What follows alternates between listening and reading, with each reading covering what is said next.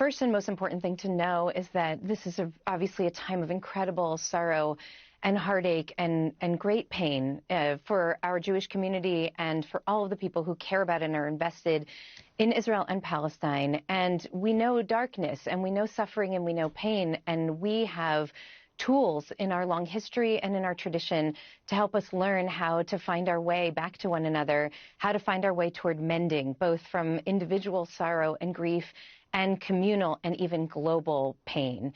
And I believe at the very heart of that challenge is to find our way toward one another in sorrow, in celebration, and in solidarity, which is very much the call of our time.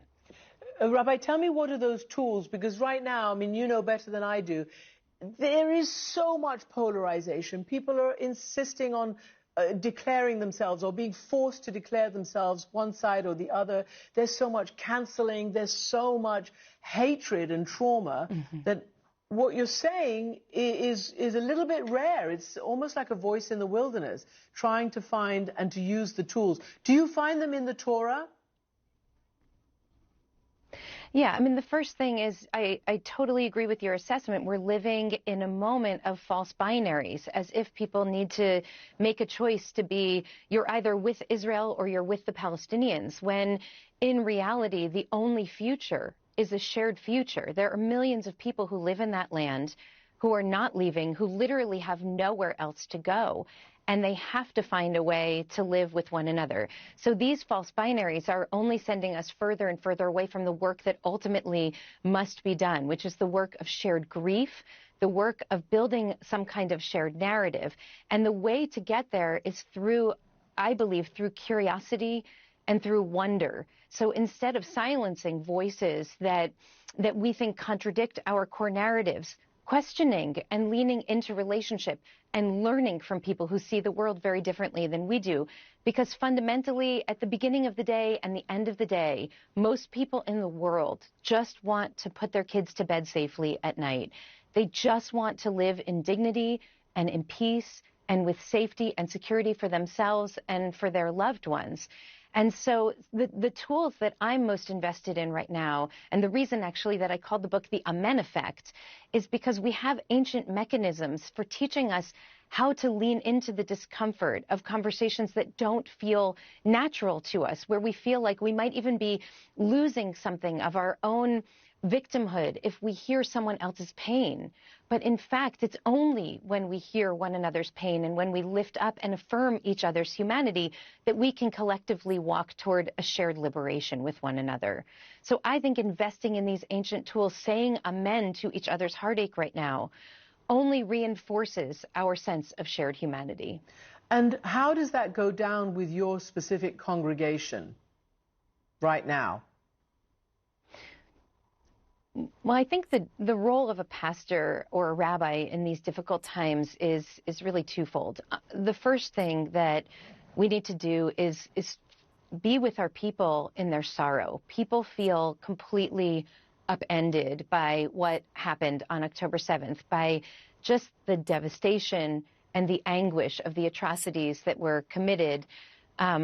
And that was, of course, compounded by the response of much of the world, where many people either remained silent and couldn't find a way to condemn the atrocities that had occurred because the victims were Jewish and it's complicated, or even celebrated the atrocities as somehow helping to advance a cause of justice and liberation for the Palestinians. That's been very painful. And add to that, of course, the rise in anti-Semitism and the sense of real fear that many people have right now for our own safety.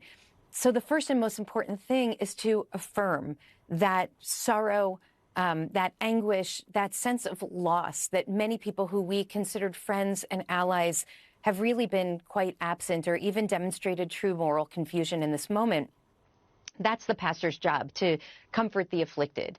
But not to stop there, because what we ultimately have to do is have to move our people away from our kind of core instinctive licking of the wounds that we are still doing in this day, to start to lift our gaze and see a much broader context of moral concern, which extends beyond our Jewish family, to really look at those whose lives are also being devastated in this conflict.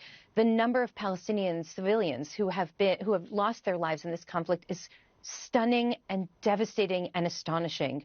And so how can we, from our own sorrow, meet one another in our shared pain and articulate a shared vision for what a future might look like, where we can all live in peace and in dignity together?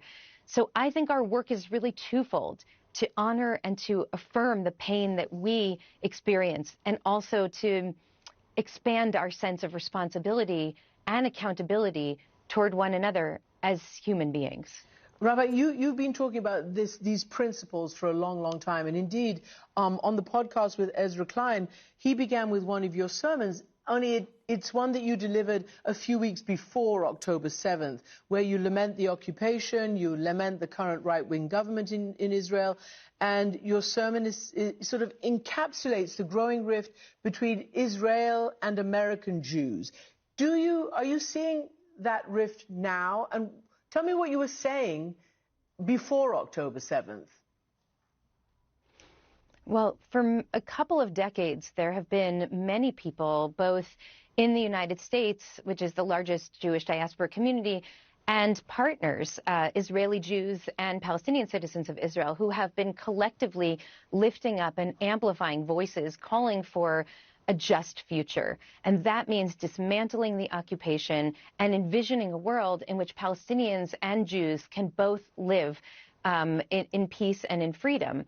And that work has really became very pronounced in the course of the last year, ever since Netanyahu's regime took power, and he ushered into this government the most hardline, ultra-nationalist, messianic thinkers who have ever been in an Israeli government. And from that position, he essentially gave them power allowed them to help dictate what policy would look like. And this was a cause for great concern, not only for me, but for many, many people who really care about the state of Israel and care about the Palestinian people and Israeli Jews and building a future together. And so I have used my platform for a couple of decades to try to lift up and amplify the voices of those who are on the ground in the state of Israel and in the West Bank, who are pursuing a different kind of future.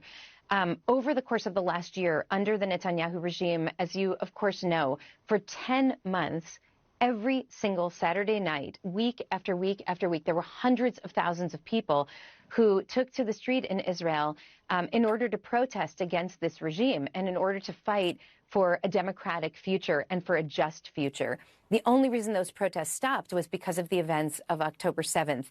But there is a growing tidal wave in Israel of people who really do believe that there must be a different kind of future and that we cannot entrench in this hardline, messianic, extremist ideology, which is quite dangerous, not only to Palestinians, but also to the Jewish future. And so, and I believe I spoke very openly about that. For many years, I spoke about it on Yom Kippur, and then just over a week later were the horrific atrocities of October 7th. And so I really do understand what's happening in a broader context of a need to move toward a just future. Well, then you raised the Prime Minister, so I'm going to play what he just said as part of a press conference about those, the sad killing of those 3 Israeli hostages over the weekend in Gaza. I'm just going to play you what he said about the two-state solution. I will not allow the state of Israel to commit the fatal mistake of Oslo, which brought to the heart of our country and to Gaza the most extreme elements in the Arab world who are committed to the destruction of the state of Israel and who educate their children to this goal. So, you could say, he would say that anyway. That's been his policy for decades. But today, there are many Jews, obviously, who don't believe there's anywhere safe for them anymore. What would you say to them, and I assume you don't agree with what Netanyahu said about the two-state solution. So how do you comfort Jews who are worried about what a two-state future would look for them? Well, I think the Prime Minister is wrong, and I think his words are dangerous. I think that they are not only endangering the lives of Palestinians, they are also endangering the lives of Israeli Jews. They are also endangering the lives of diaspora Jews. I am deeply concerned about this entrenchment in an unjust status quo. The two-state solution has been spoken about by serious people more in the last 2 months than I've heard it spoken about in the last 10 years. And I don't know the exact contours of what the resolution to this conflict will look like. But I know that we need a just and we need a permanent resolution to this conflict so that all people in the region can have a future. That is what many, many Israelis are calling for. That is what many American Jews are calling for. I believe that's in the best interest of the country, of the state of Israel, and it's in America's best interest as well. Rabbi? We simply cannot persist. Carry Yes. on. So maybe you'll continue, but I just want to ask this one question. Whether you're noticing a generation gap in American Jews, like what do older Jews think compared to the very younger ones now about what's happening in Israel? Yeah. Oh, there's absolutely a generation shift. And I think in many ways it's been a little bit of a false binary setup between Israeli perspectives and American perspectives. And in fact, it is much more along generational lines. In the introduction to the dialogue that I had with Ezra Klein, he shared what I thought was a very wise analysis about the ways that 3 different generations look at this conflict differently. That there's an older generation that understands Israel as David to the Goliath of the Arab world. There's a middle generation that sees an Israel that is empowered but striving for peace. And then there's a younger generation that only sees Israel as a powerful force, but that is speaking words like what you just shared from the Prime Minister, where there is not a quest for peace and there's not a quest for a just future.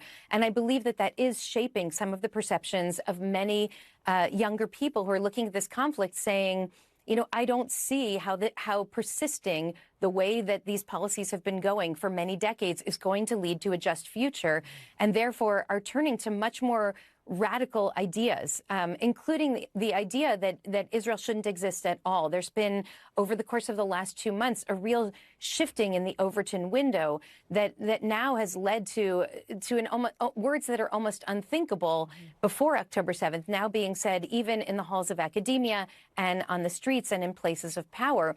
And I think we have to correct that immediately by really returning to the language of a two-state solution. Maybe it's a confederation. It is a shared future. It is a just future in which two peoples are able to live with self-determination as neighbors side by side in a tiny sliver of land where most people truly just yearn for peace.